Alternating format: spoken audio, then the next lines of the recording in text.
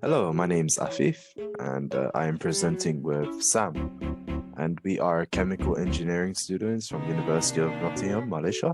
And we would like to introduce you today to the superfood of the future, which is spirulina. So, what is spirulina? Spirulina is a type of cyanobacteria which grows in water and has very similar characteristics to an algae. Just like plants, they can also photosynthesize and produce their own food within the presence of sunlight. Spirulina can be processed into many forms, such as powders, tablets, and it could be even added into milkshakes or in any creative ways you can think of too. So, why is spirulina good? Let's look into the benefits. Spirulina is very beneficial for our human body's health. It has a very high protein content. The protein content is around 40% to 80% and has a higher protein content than most traditional meats such as beef or chicken. It also has antioxidant properties which reduces the causes of cancer. And also they are very rich in vitamins and minerals, which is very helpful to the human body. So for NASA's space mission, long-term space mission, NASA uses spirulina as a food on board to feed astronauts.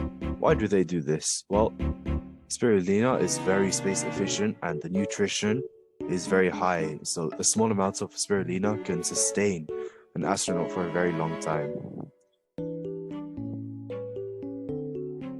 Also, the spirulina is very good in tackling food crisis. Because, like I previously mentioned, of its high nutritional value, a low amount of spirulina can sustain large amounts of people for a very long time.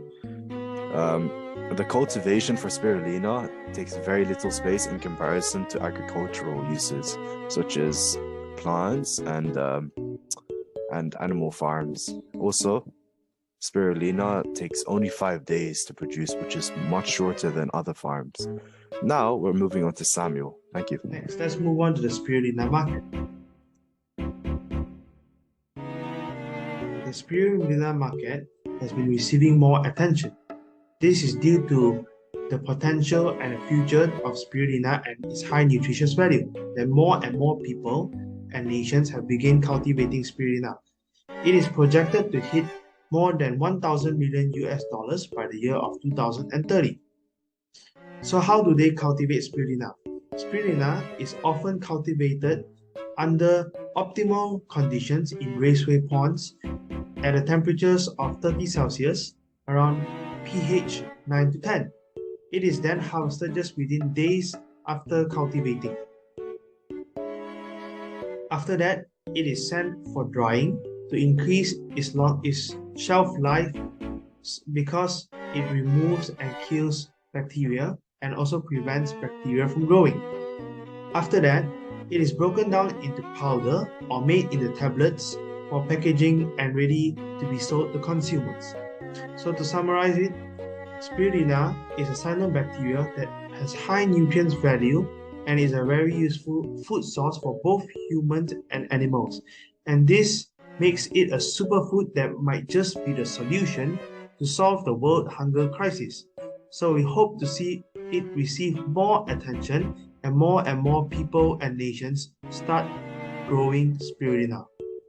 Thank you for listening. This is the end of our video. Hope you enjoyed.